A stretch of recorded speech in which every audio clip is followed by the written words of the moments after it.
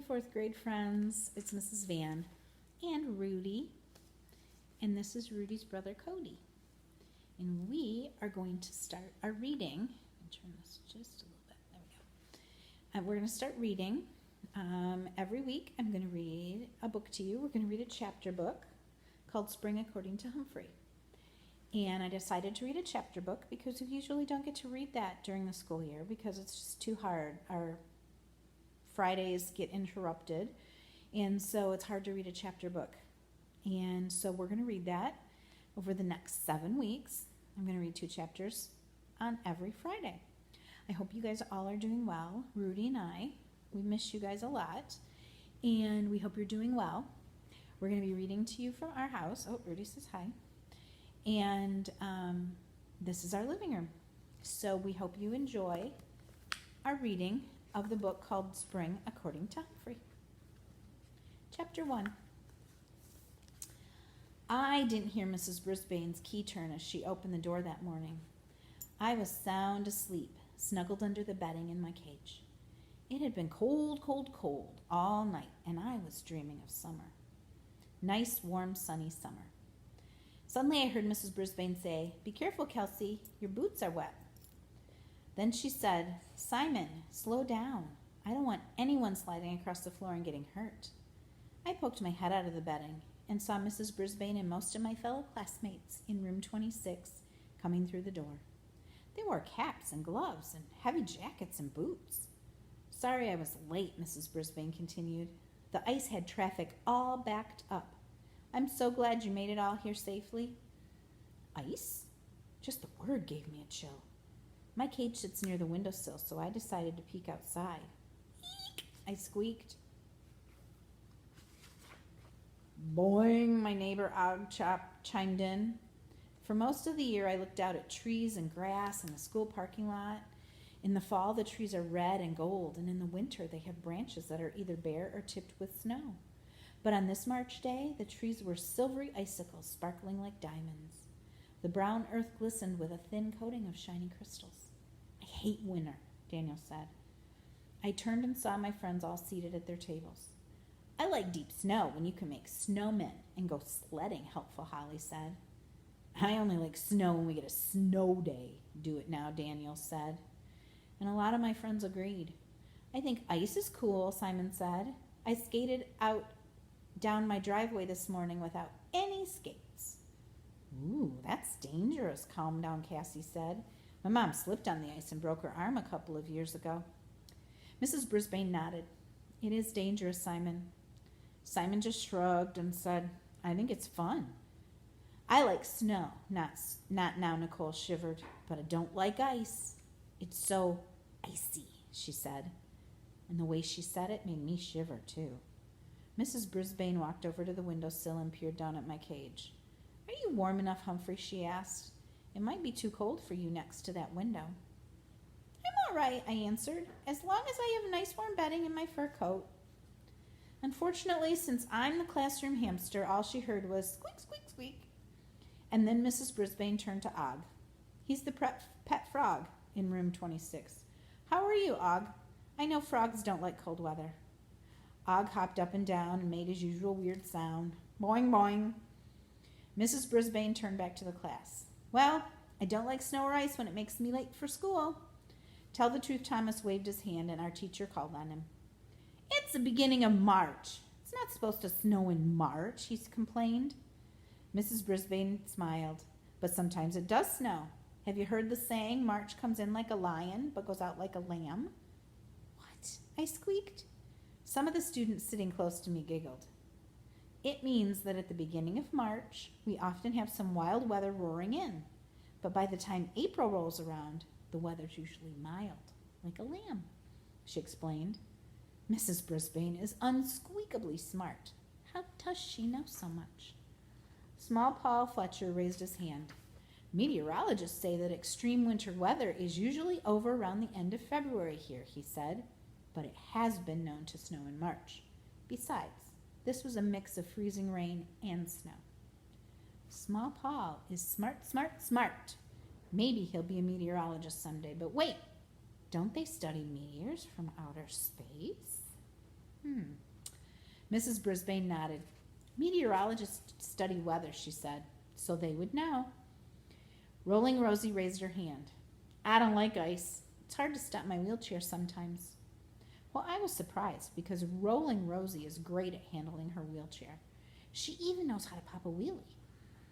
Does anybody know when the first day of spring is? Mrs. Brisbane asked. I glanced out the window again. It's definitely not today, I squeaked. It's too far away, just Joey grumbled. Again, Small Paul raised his hand. March 20th, he said. Some of my friends groaned. That's weeks away, stop talking, Sophie said. I was still feeling cold and shivery, so I jumped on my wheel and started to spin. That always gets my whiskers wiggling again. Well, the door opened and Hurry Up Harry Ito walked in. Sorry I'm late, he said. We were stuck in lots of traffic. He handed Mrs. Brisbane a piece of paper. I have a note from the office. Mrs. Brisbane nodded. Go take off your wet jacket and boots, she said. Harry strolled to the coat room. I think he could have hurried up a little more, but that's just the way he is. Maybe spring will come faster if we pay attention to the signs that the season is beginning, Mrs. Brisbane said. And I also want to tell you about something to look forward to. There were murmurings around the room. I could tell she'd gotten my classmates' interest, and Mrs. Brisbane always does. Tell us, please, Kelsey said. We need good news, Felipe added. Please, please, please, I begged her. Mrs. Brisbane smiled. Longfellow School is having a family fun night in April. There will be games, prizes, and pizza, and your whole family's invited. I like pizza, Thomas said, as long as it doesn't have mushrooms. He made a face and everybody laughed. There'll be lots more to do than eat pizza, Mrs. Brisbane continued, and each classroom has to come up with an activity or game. It'll take some work, but it'll also be fun. The news seemed to please my friends.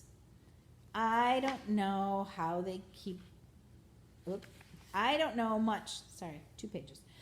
much about family fun nights or pizza or mushrooms, but I do know about having fun. I like it.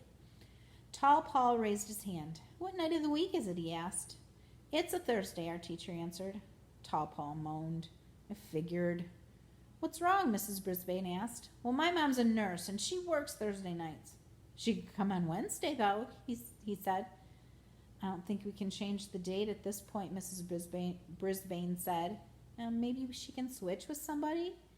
Paul shook his head. It's hard to change days. She's going to be disappointed.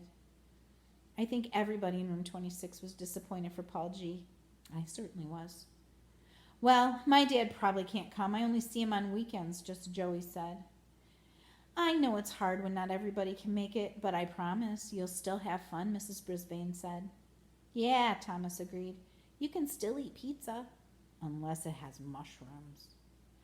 Then Mrs. Brisbane went back to talking about spring and assigned all of us in her class to start looking for signs of the season and writing our observations. Don't forget to use all of your senses, she said. Sight, smell, taste, feel, and touch. When you find a sign of spring, write down the date and what you observed. Then either attach a photo or make a drawing of it. I'll be posting them on the bulletin board. Slow down, Simon waved his hand and Mrs. Brisbane called on him. You can't take a picture of a smell, he said. Mrs. Brisbane agreed. Then use your words to describe it. But if you can get a picture of the thing that smelled, that would be great. Simon's feet, someone said. I'm not sure, but I think it was Tall Paul. And I think he meant it as a joke because everybody giggled, including Simon. Boing, boing, Og said in his twangy voice. I guess he got the joke too. Then Mrs. Brisbane moved on to talking about math and carrying numbers. I was way too sleepy to carry anything, so I crawled into my little sleeping hut for a morning nap. And while I dozed, I had a dream. All my friends from room 26 were coming up to my cage and introducing me to their family members. Of course, because I spend each weekend at a different student's house, I knew most of them. Humphrey, here's my mom, they said, or Humphrey, this is my dad. I met everybody in my dream, from brothers and sisters to aunts and uncles and grandparents of all shapes and sizes. Humans have so many relatives. I don't know how they keep them all straight. And each family is different in a special way. When I woke up, I had a funny feeling, though. Where were my mom and dad? And my sisters and brothers? Did I have aunts and uncles and cousins? Well, as far as I could tell, all I had were my human friends and Og the frog. I consider him a good friend, but I'm pretty sure we're not related. We certainly don't look alike. I have beautiful golden fur. He is green and has no fur at all. How does he stay warm? I have a tiny mouth and tiny eyes. Og's eyes are huge, and so is his mouth. I say squeak, and he says boing. Nope, we're definitely not related. Well, during recess, my friends didn't go out to the playground as usual. They stayed inside and played fun board games and card games. And while they were playing, I glanced out the window again and was amazed to see the sun shining brightly. The tree branches were dripping as the ice melted. Maybe spring was on its way after all. I crossed my toes and hoped. Well, by the time Aldo arrived that night to clean room 26, all of the ice had melted. There are street lamps that help me see the street and parking lot. Mamma mia, he said, what a day. I was late to class because of all the ice, and I can't afford to be late to class. After all, I'm about to graduate from college. Aldo always does an amazing job of keeping room 26 clean. Of course, since he was going to college so he could become a teacher like Mrs. Brisbane, he wouldn't be cleaning classrooms once he graduated. It won't be long now, Humphrey, and I'll be the father of twins, he said. I was happy that Aldo and his wife were having twins and that he was going to college. But I wasn't so happy for me. After all, Aldo brought Og and me treats every night. And that night, he brought little zucchini sticks, crunchy and sweet. Og got some froggy fish sticks. He loves them, which is another reason I know we're not related. Ugh. Aldo sat down and unwrapped a sandwich. I wonder if my twins will ever realize how hard I've worked to get ahead. Of course they will, I squeaked. They'll be proud. I'm already applying for teaching jobs in the fall, Aldo said, but I have to say, every time I think about leaving Longfellow School, I think about how much I'll miss you two. My heart did a little flip-flop. I'll miss you too, I squeaked. Boing, boing, boing, Og agreed. Aldo finished his sandwich in silence, and when he was gone, I felt a teeny tiny bit sad. I didn't care much about the treats, but I would miss seeing Aldo and his amazing mustache. Humphrey's spring things. I'm really happy that soon there will be spring, but I don't know what to think about this family thing. Chapter 2. The waiting game. Well, after Aldo's car left the parking lot, I decided to go see Gigi. She's the guinea pig in Ms. Mack's first grade class. Og, I'm going to check on Gigi, I said, but I won't be gone long because she has to get to sleep. I'm happy that hamsters don't sleep all through the night because that's the time I have my biggest adventures. I'm only sorry that Og worries about me when I'm gone. I jiggled my lock that doesn't lock and scurried across the table. I took a deep breath and slid down the table leg to the floor. I scrambled across the room and crawled under the door and then raced down the darkened hallway to room 12. Once I was inside, I hurried to the table by the window. I wasn't sure if Gigi was awake or not, so I quietly squeaked, Gigi, hi, it's me, Humphrey. Hi, Humphrey, she replied in her soft voice. I'm positively thrilled that I can understand Gigi. I can understand humans, but they can't understand me the way Gigi does, and I still haven't figured out frog language. I was hoping you'd visit, she said. Can you come up here? Getting up to the tabletop is always dangerous, but I grabbed onto the blinds cord, which hung almost on the floor, and slowly swung higher and higher until I could let go and leap onto the table near Gigi. Did you see the ice this morning? I asked. Here it is March, and we had an ice storm. All my friends in room 26 can't wait for spring to come. What's spring? Gigi asked. She's a little younger than I am and hasn't been in school very long. It's what comes after winter, I explained. It gets warmer and greener, and things start to grow again. Oh, Gigi said, I don't know about those things. You will, I assured her. Just pay attention in class. Ms. Mack is a great teacher. I know, Gigi said. I love Ms. Mack. I love Ms. Mack, too, even though she broke my heart once and moved away. Luckily, she came back. She's not my teacher anymore, but she still visits me sometimes. Gigi suddenly yawned. Sorry, Humphrey, she said. You know I go to bed early. I know, I replied, and I like to stay up late. It's not easy to sleep with the blinds open, she said. The streetlight shines in my cage and wakes me up.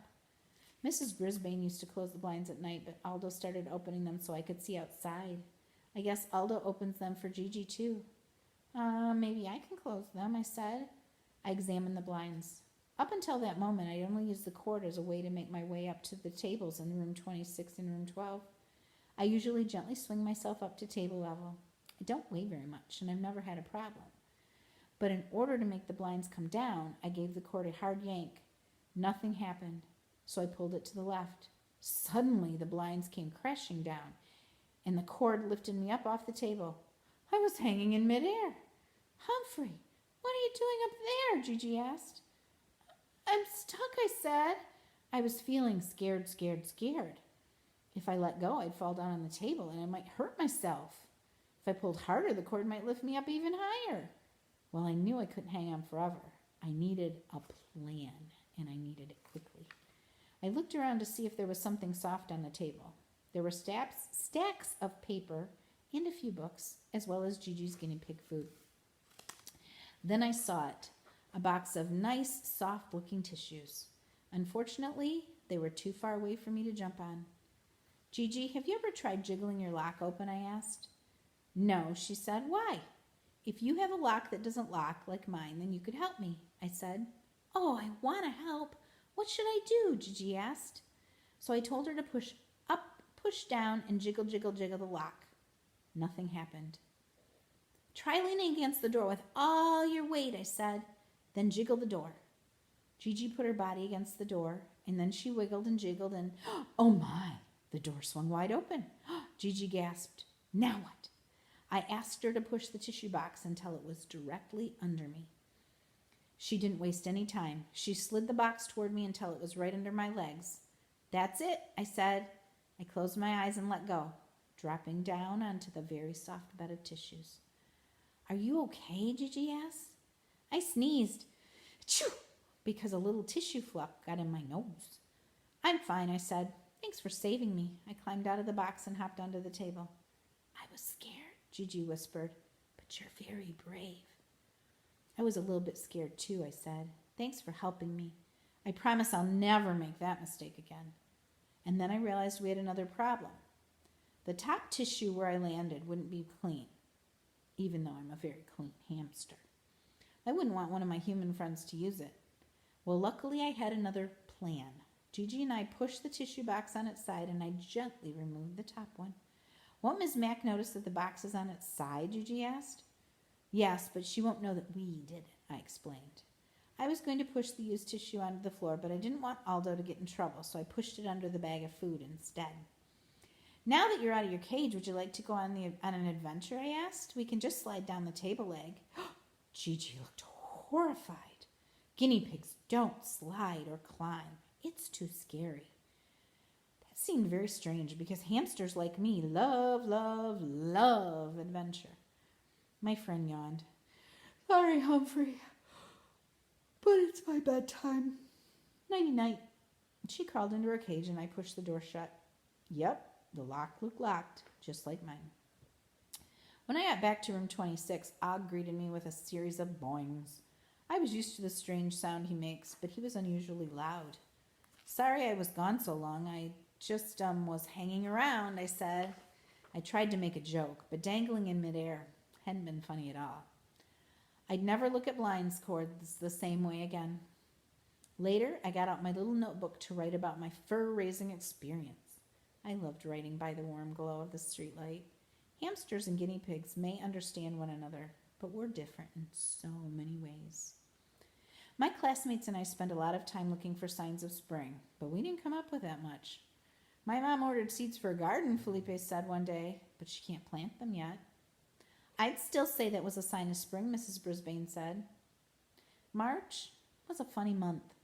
We'd have sunshine and warmer weather for a few days, and then suddenly it would rain and turn cold and gloomy. Og, have you seen one single sign of spring yet? I asked after 2 weeks of feeling very frustrated. He replied with a very bored-sounding boing. Me either, I said, and my friends were as frustrated as I was. You'd think the leaves would be budding, Holly complained. Not now, Nicole sighed. You'd think the flowers would be blooming. And where are the robins, Rosie wondered. Mrs. Brisbane smiled. They'll be here soon. The first day of spring is coming up. Small Paul raised his hand. I was reading up on the average temperatures for March here, and this is completely normal. There were several loud groans. Oh, it's not my fault, Paul said. It's just a scientific fact. We don't blame you, Paul, Rolling Rosie said. But why does science have to be so scientific? Well, at least she made everybody laugh. A few days before the first day of spring, it snowed. Again. This is not fair, Harry groaned. Daniel agreed. At least it could have snowed enough to call off school. Mrs. Brisbane went on to talk about math problems, and I gazed out at the snow. It wasn't very deep, and there were patches of brown showing through. White and brown. Brown and white. White and purple? Look, I squeaked. Look, look, look. I knew that the purple thing could be a wrapper from somebody's lunch, or anything someone might have dropped. I climbed to the tippy top of my cage for a better look. Humphrey seems excited, said Mrs. Brisbane, hurrying to the table. Something wrong? No, no, no, I squeaked. It's a sign. She didn't understand me, of course, but Og joined in with boing, boing. They're looking outside, our teacher said. But what are they looking at? The students rushed to the window to look. Og and I continued to make a lot of noise. It's purple! It's spring! I squeaked. Boing, boing, boing, Og added. Rosie leaned forward in her wheelchair and pressed her nose against the window. Look, she pointed. It's a purple flower coming through the snow. The classroom buzzed with excitement. Where? Thomas asked.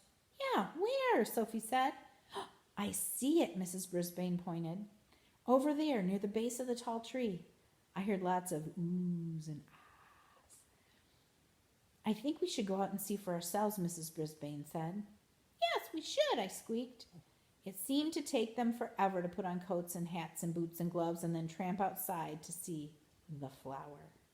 My friends were excited, and so was I, until I realized that Og and I weren't going outside with them. Well, the cold isn't good for either one of us. I knew that, but I couldn't help but wish that I could put on a coat and hat and boots and gloves and join them. Og and I silently stared out the window until we saw Mrs. Brisbane lead my friends to the little spot of purple. Everyone crouched down to stare at the purple bloom. Mrs. Brisbane snapped a photo, and then she did something wonderful. She looked right up at our window and waved. I don't think she could see me, but I waved back. Boing, Og twang, boing, boing. I love Mrs. Brisbane, and at that moment I knew that she loved me. And Og too, of course. And when my friends returned to room 26, their cheeks were rosy and their eyes sparkled with excitement. What did you call that flower, Mrs. Brisbane? Tell the truth, Thomas asked.